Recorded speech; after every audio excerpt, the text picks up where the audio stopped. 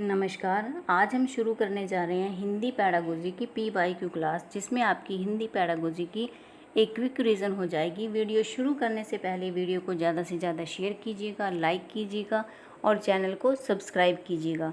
और साथ के साथ कमेंट में आप भी अपने आंसर देते रहिएगा। इस वीडियो को देखने से पहले आप हिंदी पैडागोजी की कंटेंट वाली वीडियो देख लीजिएगा मेरे चैनल पर।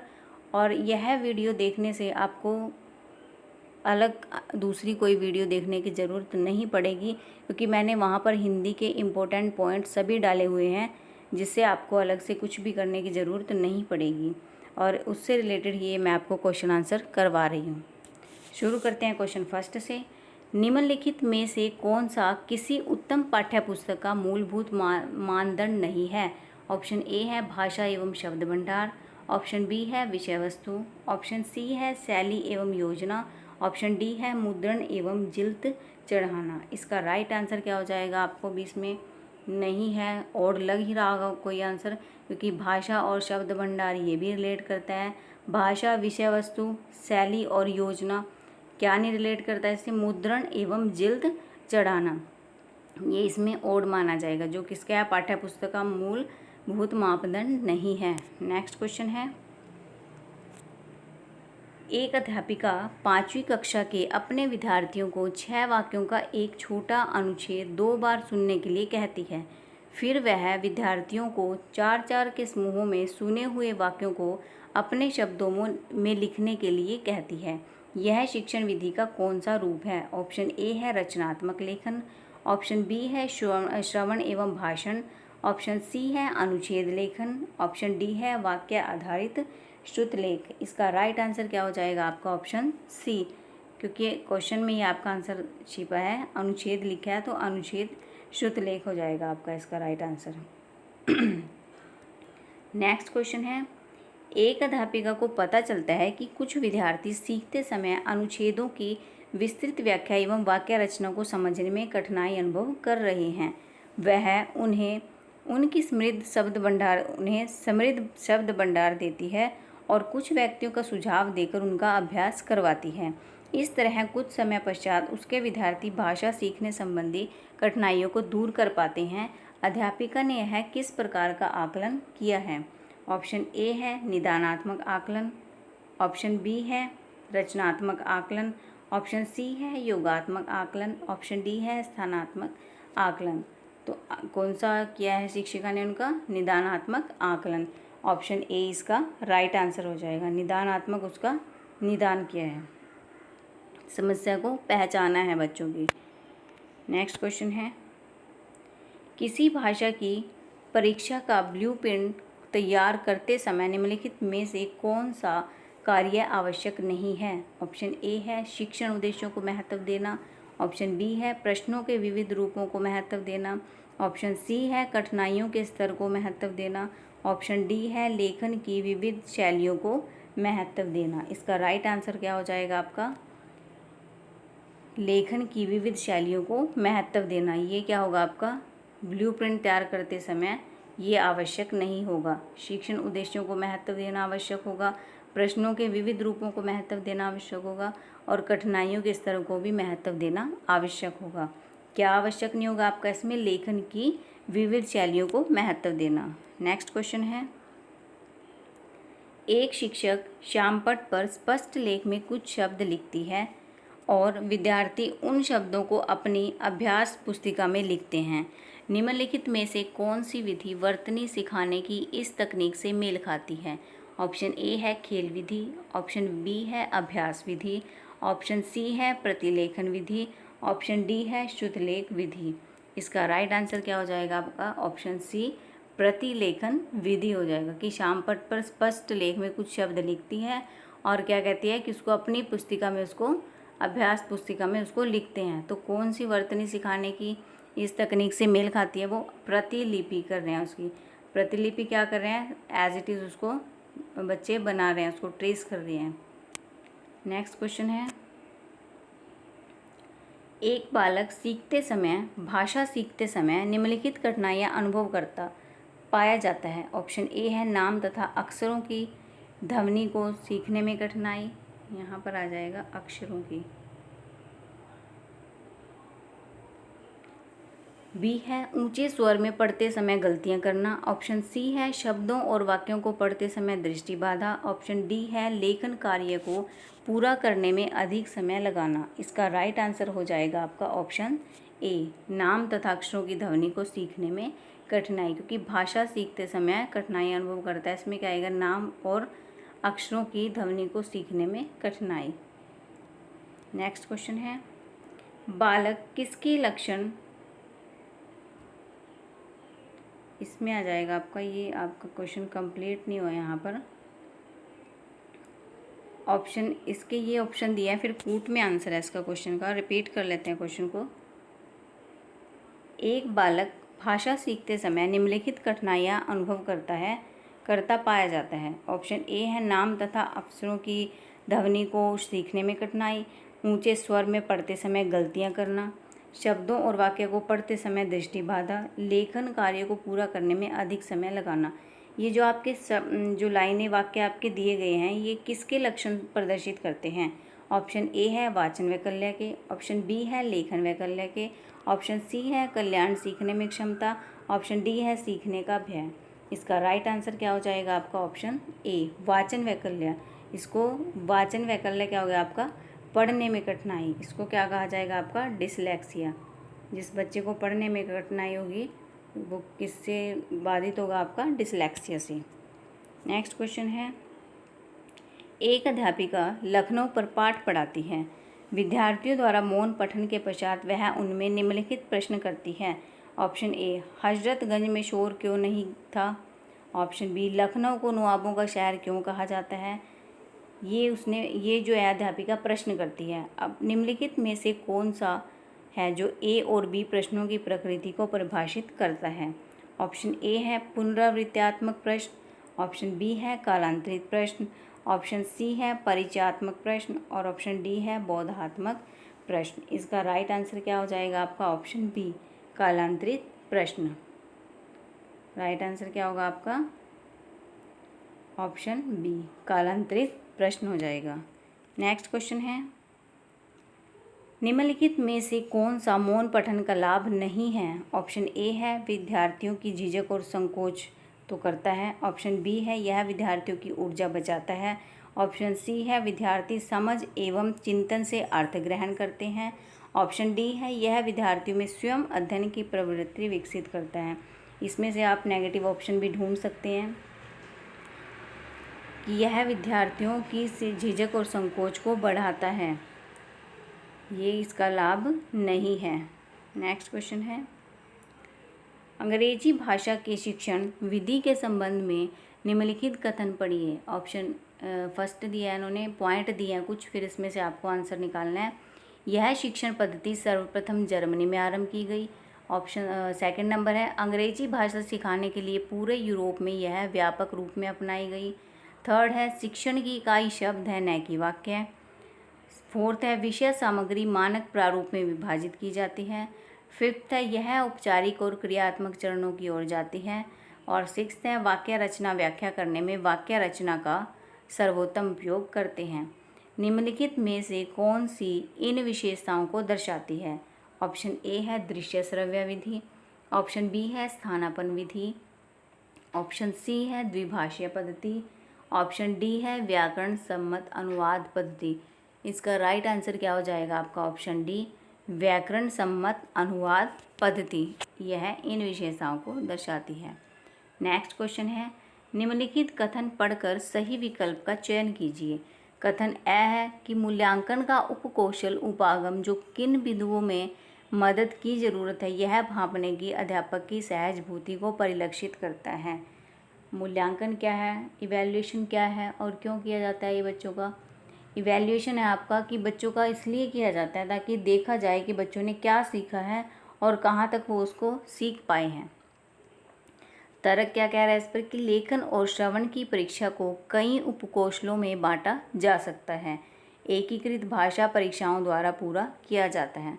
ऑप्शन ए है ए सही है लेकिन बै गलत है, ऑप्शन बी है दोनों ए और बै सही है और बै ए की सही व्याख्या करता है, ऑप्शन सी है दोनों ए और बै सही है लेकिन बै ए की सही व्याख्या नहीं करता, ऑप्शन डी है ए सही नहीं है लेकिन बै सही है। इसका राइट आंसर क्या हो जाएगा आपके पास? ऑप्शन सी, कि दोनों में क्या होगा, ए और बै आपके सही हैं दोनों, लेकिन जो आपका बै है वो ए की सही व्याख्या नहीं करता। नेक्स्ट क्वेश्चन है, एक अध्यापक किसी पाठ्य सामग्री का आधा भाग स्वयं ऊंचे स्वर में पढ़कर अपने विद्यार्थियों से कहता है कि वे उस पाठ के अंत को अपने अनुसार पूर्ण करें। यह किस प्रकार की गतिविधि है? ऑप्शन ए है अनुभव आधारित गतिविधि, ऑप्शन बी है समूह आधारित गतिविधि, ऑप्शन डी है अंतर्बोध आधारित गतिविधि। इसका राइट आंसर क्या हो जाएगा आपके पास? ऑप्शन ए, अनुभव आधारित गतिविधि। क्योंकि जब टीचर बच्चों को सिखा रहा है तो टीचर क्या चाहता है कि बच्चे उसको अपने एक्सपीरियंस दें, बच्चों ने क्या सीखा, उससे क्या समझ में आया। अब टीचर ने स्टोरी सुनाई बच्चों को, एकता में शक्ति है, एकता में शक्ति, बच्चों को ये स्टोरी सुनाई टीचर ने, और टीचर ने कहा कि आप इसको अपने शब्दों में लिखिए, आप इसको अपने शब्दों में सुनाइए। तो इससे बच्चों की क्रिएटिविटी बाहर आएगी, बच्चे क्रिएटिव होंगे इससे। और सेकंड क्या होगा, इससे बच्चों के एक्सपीरियंस मिलेंगे टीचर को बच्चों को काम करवाने में भी आसानी नहीं, कि टीचर बच्चों को आसानी से समझ सकेगा कि बच्चे कहाँ तक सोचते हैं, उनकी सोच कहाँ तक है और उन्होंने इस कंसेप्ट को कितना सीखा है। नेक्स्ट क्वेश्चन है, निम्नलिखित पंक्तियों में से कौन सी पद्धति विद्यार्थियों में शब्द भंडार विकसित करने की सर्वोत्तम युक्ति है? ऑप्शन ए है समानार्थी एवं विपरीतार्थी शब्दों को याद करना, ऑप्शन बी है दिए गए शब्द संदर्भ में नए शब्दों के अर्थ का अनुमान लगाना, ऑप्शन सी है प्रत्येक नए शब्द का अर्थ शब्दकोश में देखना, ऑप्शन डी है सभी नए शब्दों का वाक्य में प्रयोग करना। इसका राइट आंसर क्या हो जाएगा? ऑप्शन बी, कि दिए गए संदर्भ में नए शब्दों के अर्थ का अनुमान लगाना आपका पॉजिटिव वर्ड हो जाएगा। नेक्स्ट क्वेश्चन है, बहुभाषिकता का प्रयोग एक संसाधन के रूप में करना चाहिए जिससे, ऑप्शन ए है बच्चे बहुत सी भाषाएं सीख सकें, ऑप्शन बी है शिक्षक बहुत सी भाषाएं सीख सकें, ऑप्शन सी है प्रत्येक बच्चे को सुरक्षा एवं स्वीकृति का एहसास हो, ऑप्शन डी है बच्चे बहुत सी भाषाओं से वर्जित हो जाते हैं। इसका राइट आंसर क्या होगा आपका? ऑप्शन सी, प्रत्येक बच्चे को सुरक्षा एवं स्वीकृति का एहसास हो। क्या होता है क्लासरूम में, बच्चा कब अपने आप को सेफ समझता है? कि जब उसको वो चीज़ें आती हैं तभी बच्चा सेफ समझता है। अब आपने एग्जाम्पल देखा होगा, कई बार बच्चों को क्वेश्चन मिला है याद करने के लिए, तो बच्चा उसको लर्न करके आया है क्वेश्चन को, लेकिन उसको फर्स्ट क्वेश्चन लर्न हो गया लेकिन सेकंड क्वेश्चन बच्चे को लर्न नहीं हुआ। क्लास में टीचर ने कहा बच्चों से, जब टीचर ने बच्चों से फीडबैक मांगी, क्वेश्चन सुना, तो टीचर ने क्या कहा कि आज वो बच्चों से फर्स्ट क्वेश्चन के बारे में ही बात करेंगे। तो इसमें जिन बच्चों ने फर्स्ट क्वेश्चन को लर्न किया है उससे क्या होगा, उनको सिक्योरिटी मिल जाती है कि यस आज क्या होगा, वो बच्चे अपना अनुभव देना शुरू कर देते हैं। यही होता है। तो इसलिए जो बहुभाषिकता है आपकी, बहुभाषिकता में बच्चे अपनी अपनी भाषाएं लेकर आते हैं, अपनी अपनी मातृभाषा लेकर आते हैं, क्योंकि बच्चे अलग अलग राज्यों के हैं, स्कूलों में पढ़ते हैं, तो वो क्या करता है, बहुभाषिकता उसको एक संसाधन के रूप में देखा जाता है। और जब बच्चों को अपनी भाषा आती है तो अपनी भाषा के सहयोग से दूसरे बच्चों की भाषाओं को भी सीख लेते हैं। ये आपका जो स्टीफन क्रैशन जी हैं उन्होंने भी इस बात को कहा है कि बच्चे सेकंड लैंग्वेज को भी एक्वायर कर सकते हैं। सेकंड लैंग्वेज को भी कैसे एक्वायर किया जाता है, मान लो किसी बच्चे को भाषा आती है हिंदी और उस बच्चे को भाषा सीखनी है इंग्लिश, तो क्या करेंगे, बच्चे को ऐसे क्षेत्रीय राज्य में भेजा जाएगा उसको जहाँ पर इंग्लिश भाषा का प्रयोग किया जाता है। तो बच्चा क्या करेगा, उसको ऑटोमेटिकली एक्वायर कर लेगा। इसके लिए बच्चे को वो सीखने की ज़रूरत नहीं पड़ेगी। इसलिए आपके स्टीफन क्रैशर जी कहते हैं कि बच्चा सेकंड लैंग्वेज को भी एक्वायर कर लेता है। नोम चोमस्की जी कहते हैं आपके कि बच्चा क्या करता है, फर्स्ट लैंग्वेज को, जो फर्स्ट लैंग्वेज है आपकी मातृभाषा है बच्चे की, उसको एक्वायर करेगा बच्चा। और स्टीफन क्रैशर जी क्या कहते हैं आपके, बच्चा किसको एक्वायर करेगा, सेकंड लैंग्वेज को भी बच्चा एक्वायर कर लेता है। नेक्स्ट क्वेश्चन है, अगर उसको वो माहौल दिया जाए।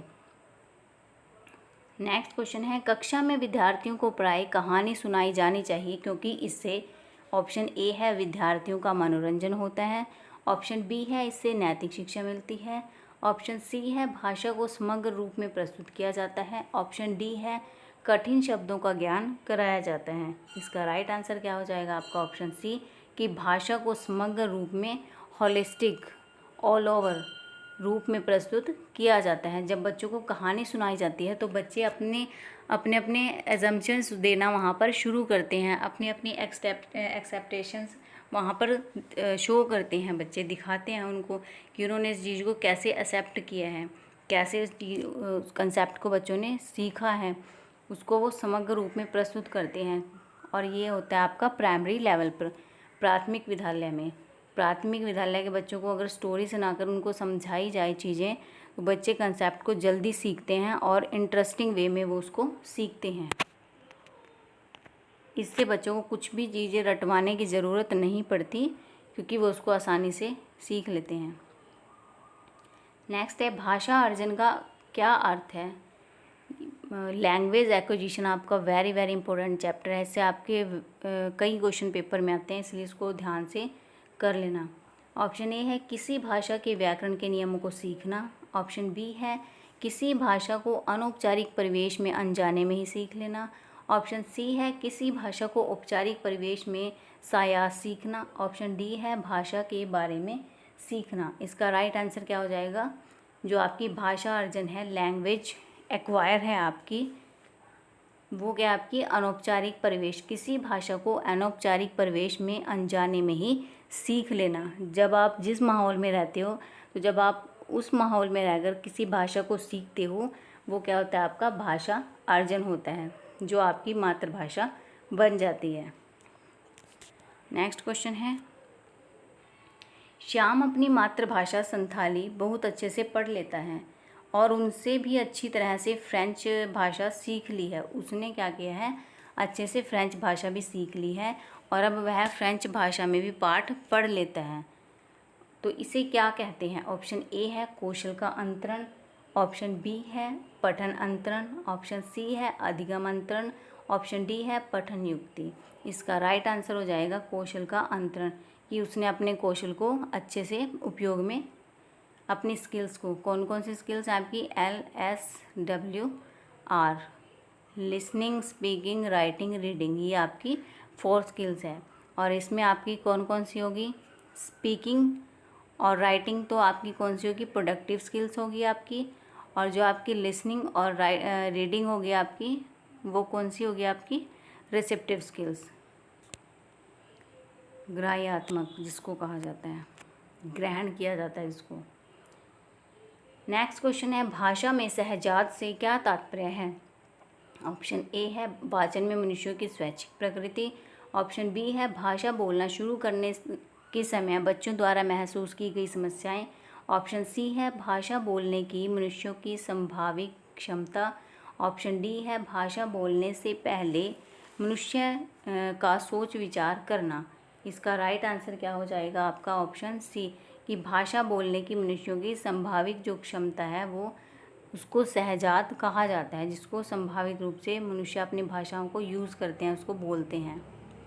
नेक्स्ट क्वेश्चन है आपके पास, कक्षा 6 की अध्यापिका अपनी कक्षा के विद्यार्थियों को 5-5 के समूहों में बांटती है और 3 महीने तक साथ साथ काम करने के लिए कार्य देती है।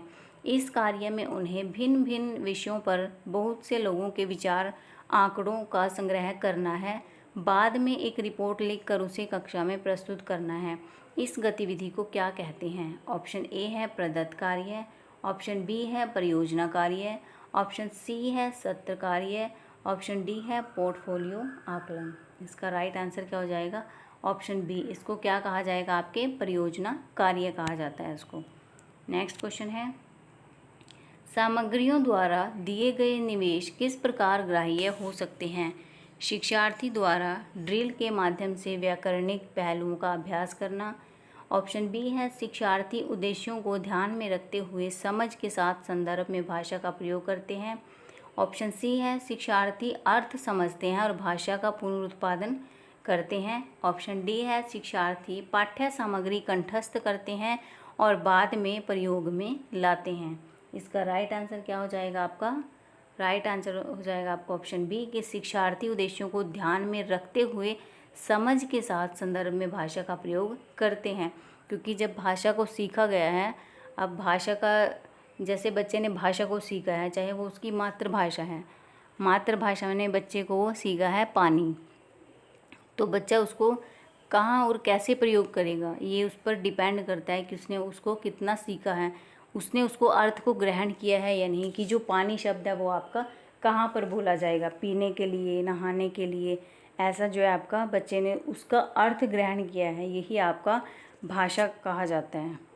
नेक्स्ट क्वेश्चन है, निम्नलिखित में से कौन सी टॉप डाउन श्रवण प्रक्रियाएं हैं और कौन सी बॉटम अप प्रक्रियाएं हैं? ऑप्शन ए है मुख्य बिंदु को जानने के लिए, अनुमान लगाने, निष्कर्ष निकालने, सारांशीकरण करने के लिए सुनना। ये कुछ पॉइंट्स हैं आपके। सेकंड पॉइंट है विशिष्ट बारीकियों जैसे ध्वनि, शब्द और खंड आदि के लिए सुनना। इसमें है आपका ऑप्शन फर्स्ट जो आता है कि ए बॉटम अप प्रक्रिया है और बी आपकी टॉप डाउन प्रक्रिया है। बी में आता है आपका ऑप्शन जो सेकंड है आपका कि बी बॉटम अप प्रक्रिया है और ए आपकी कैसी है? टॉप डाउन प्रक्रिया है।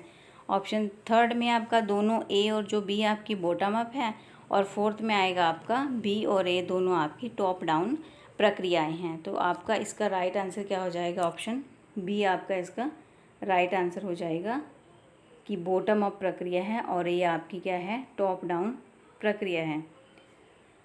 बॉटम अप और टॉप डाउन किसको कहा जाता है? टॉप डाउन होती है जो आपकी टॉप से नीचे आती है, और बॉटम कौन सी होती है आपकी?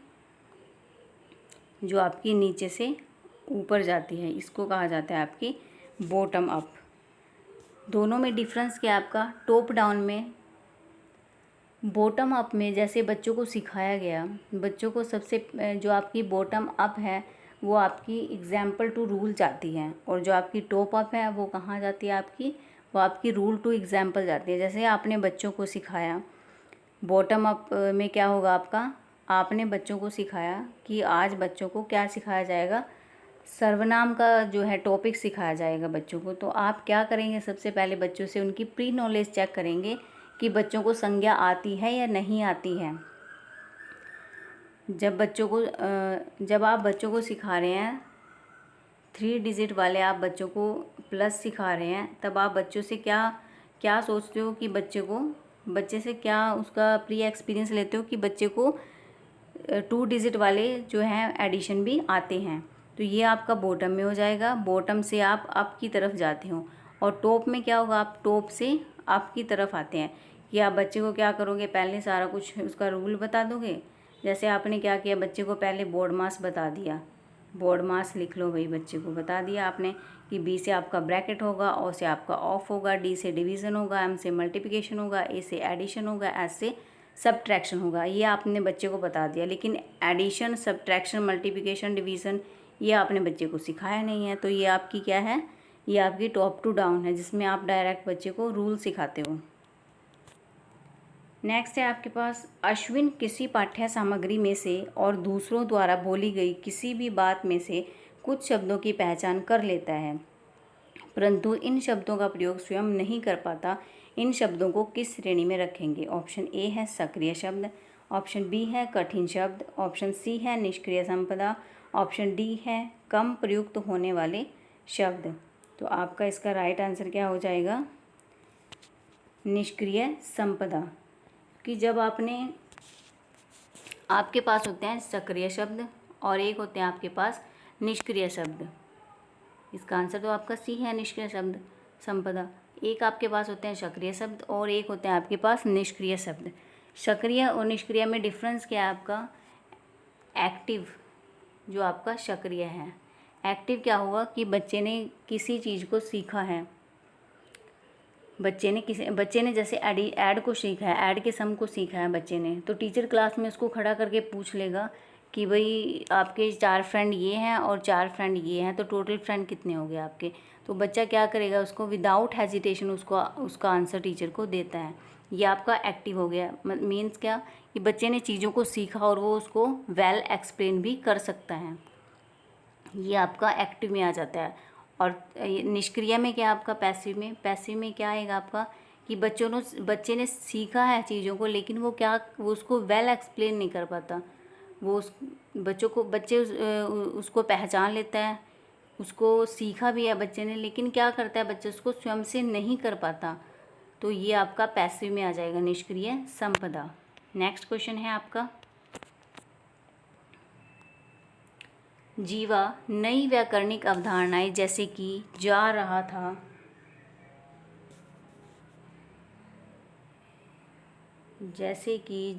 था, जा रहे थे, सीखते समय, पहले से सीखी हुई अवधारणाओं जैसे कि जा रहा है, जा रहे हैं से संबंध जोड़ पाता है। इस युक्ति को क्या कहेंगे? ऑप्शन ए है संज्ञानात्मक युक्ति, ऑप्शन बी है परासंज्ञानात्मक, ऑप्शन सी है संज्ञानात्मक और परासंज्ञानात्मक दोनों ही, ऑप्शन डी है अनुमान लगाने की युक्तियाँ। इसका राइट आंसर क्या हो जाएगा आपका? ऑप्शन ए संज्ञानात्मक युक्ति। ये आपका क्या हो जाएगा? इसका राइट आंसर हो जाएगा। इसको क्या कहा जाएगा? आपका संज्ञानात्मक युक्ति। नेक्स्ट क्वेश्चन है, नीचे दी गई गतिविधि पर ध्यान दें। शिक्षार्थियों को समाचार पत्र से मौसम की रिपोर्ट पढ़ने के लिए कहा गया और शहरों के मौसम को एक सप्ताह या उस दिन विशेष के मौसम का विश्लेषण करने के लिए कहा गया। शिक्षार्थी समूची कक्षा में प्रयुक्त करने के लिए समूह में कार्य करते हैं और विश्लेषण करते हैं। इस कार्य में भाषा अधिगम की कौन सी युक्ति शामिल है? ऑप्शन ए है अध्ययन संलग्नता विमर इस्तेमाल, ऑप्शन बी है प्रस्तुति अभ्यास परिणाम, ऑप्शन सी है कार्य आधारित भाषा अधिगम, और ऑप्शन डी है इसका आपका प्रयोग में भाषा पद्धति। इसका राइट आंसर क्या हो जाएगा आपका? ऑप्शन ए इसका राइट आंसर हो जाएगा, अध्ययन संलग्नता विमर इस्तेमाल भाषा। नेक्स्ट क्वेश्चन है, भारती नामक अध्यापिका कक्षा 8 के विद्यार्थियों की गलतियों को नोट करती है और सप्ताह में एक बार शिक्षार्थियों से इस पर चर्चा करती है और गलतियों पर उनका ध्यान आकर्षित करती है और यह भी बताती है कि वह गलतियां कैसे हुई होंगी। वह शिक्षार्थियों को अपनी गलतियों पर चिंतन मनन करने के लिए भी कहती है। वह क्या कर रही है? ऑप्शन ए है त्रुटि विश्लेषण, ऑप्शन बी है प्रतिपुष्टि देना, ऑप्शन सी है व्याकरण के नियम बताना, ऑप्शन डी है व्याकरण सीखना। इसका राइट आंसर हो जाएगा आपका ऑप्शन बी प्रतिपुष्टि देना। वो बच्चों से फीडबैक ले रही है और उसको बच्चों को फीडबैक दे रही है, बता रही है कि कैसे आप इन पर चिंतन मनन कर सकते हो। नेक्स्ट क्वेश्चन है, निम्नलिखित कार्य लेखन के किस प्रकार के अंतर्गत आएगा? कल्पना करें कि कहानी में आप एक पात्र हैं। आपकी भावनाएं बताने के लिए अपने मित्र को पत्र लिखें। ऑप्शन ए है एक्स्ट्रापोलेटिव लेखन, ऑप्शन बी है रचनात्मक लेखन, ऑप्शन सी है तर्क संबंधी लेखन, ऑप्शन डी है वर्णनात्मक लेखन। इसका राइट आंसर क्या हो जाएगा आपका? ऑप्शन ए जो आपका एक्स्ट्रापोलेटिव लेखन होगा। एक्स्ट्रापोलेटिव लेखन में क्या है कि अगर टीचर ने क्लास में एक बच्चे की स्टोरी सुनाई, अगर स्टोरी सुनाई तो टीचर क्या कहेगा बच्चों से कि अगर तुम इसकी जगह होते तो फिर तुम क्या करते? जैसे आपने पढ़ा है ना, किसमें पढ़ा है टॉपिक? लॉरेंस कोहलबर्ग का आपने पढ़ा है नैतिक सिद्धांत कि हिंज ने चोरी की, दवाई की चोरी की, तो उससे बच्चों से पूछा जाता है कि अगर आप हिंज की जगह होते तो आप क्या करते? तो यही सेम आपका एक्स्ट्रापोलेटिव में है कि आपको एक करैक्टर दिया जाता है कि आपको उस करैक्टर में अपने आप को ढालना है, फिर उसके अनुरूप ही आपको व्यवहार करना है और उसके अनुरूप ही आपको अपना आपका जो परिणाम निकलेगा आपको वो बताना है कि आप किस तरीके से सोचते हो उसके बारे में। ये आपका एक्स्ट्रापोलेटिव में आ जाता है। नेक्स्ट क्वेश्चन है आपका, राष्ट्रीय शिक्षा नीति 2020 किसके अध्ययन की अनुशंसा करती है? ऑप्शन ए है अंग्रेजी और विदेशी भाषाएं, मातृभाषा और संस्कृत, ऑप्शन बी है संस्कृत तमिल शास्त्रीय भाषाएं, हिंदी अंग्रेजी और उर्दू, ऑप्शन सी है मातृभाषा दूसरी भारतीय भाषाएं, संस्कृत विदेशी भाषाएं शास्त्रीय भाषा, ऑप्शन डी है घर की भाषा या मातृभाषा जिसको कहते हैं दूसरी भारतीय भाषाएं विदेशी भाषा शास्त्रीय भाषा। इसका राइट आंसर क्या हो जाएगा आपका? घर की भाषा, ऑप्शन डी घर की भाषा, मातृभाषा, दूसरी भारतीय भाषाएं, विदेशी भाषा और शास्त्रीय भाषा। इसको राष्ट्रीय शिक्षा नीति के अध्ययन इसकी अनुशंसा की गई है कि घर की भाषा, दूसरी भाषा, विदेशी भाषा और शास्त्रीय भाषा। नेक्स्ट क्वेश्चन है आपका, पाठ्य सामग्री की प्रमाणिकता क्या है? ऑप्शन ए है पाठ्य पुस्तक के लेखक द्वारा विकसित पाठ्य सामग्री। ऑप्शन बी है इसी संदर्भ तथा प्राकृतिक भाषा प्रयोग से उपजी पाठ्य सामग्री। ऑप्शन सी है अधिकारी द्वारा दी गई आदेशात्मक सामग्री। ऑप्शन डी है पाठ्य पुस्तक की समूची पाठ्य सामग्री वृतांत। इसका राइट आंसर हो जाएगा आपका ऑप्शन बी, इसी संदर्भ द्वारा तथा प्राकृतिक भाषा प्रयोग से उपजी पाठ्य सामग्री, जिसको सामग्री की प्रमाणिकता कहा जाता है। जो आपकी पाठ्य सामग्री है, आपका लर्निंग मटेरियल है जो आपका। नेक्स्ट क्वेश्चन है, कौन सी गतिविधि पोर्टफोलियो आकलन से संबंधित है? ऑप्शन ए है अध्यापक विद्यार्थियों के अधिगम की प्रत्येक चरण के बारे में टिप्पणी लिखते हैं और उसका रिकॉर्ड रखते हैं। ऑप्शन बी है अध्यापक विद्यार्थी के प्रत्येक कार्य का रिकॉर्ड रखते हैं जिससे कि हर गतिविधि के लिए अंक दिए जा सके। ऑप्शन सी है अध्यापक अभिभावकों को पृष्ठ पोषण देने के लिए रिपोर्ट कार्ड में अपने विचार लिखते हैं। ऑप्शन डी है कक्षा में शिक्षार्थी द्वारा की जाने वाली सभी गतिविधियों का रिकॉर्ड रखते हैं। इसका राइट आंसर क्या हो जाएगा आपका? क्या पूछा इसमें, कौन सी गतिविधियों का पोर्टफोलियो आकलन करते हैं? इसका राइट आंसर क्या हो जाएगा आपका? ऑप्शन ए इसका राइट आंसर हो जाएगा आपका। ये है आपका ऑप्शन ए।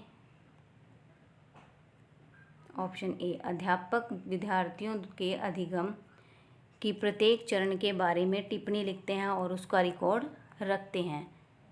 नेक्स्ट क्वेश्चन है आपका, एक अध्यापक कक्षा 8 के विद्यार्थियों को 10 वाक्यों का एक अनुच्छेद पढ़कर सुनाती है और उन्हें ध्यान से सुनने के लिए कहती है। शिक्षार्थियों से कहा जाता है कि वे श्रवण के आधार पर इस अनुच्छेद को उन्हें लिखें। अनुच्छेद में आए शब्दों और वाक्यों को उसी तरह से लिखने की ज़रूरत नहीं है, उन्हें अनुच्छेद के शब्दों को ध्यान में रखना है। इस गतिविधि को क्या कहते हैं? ऑप्शन ए है अनुच्छेद लेख, श्रुतलेख।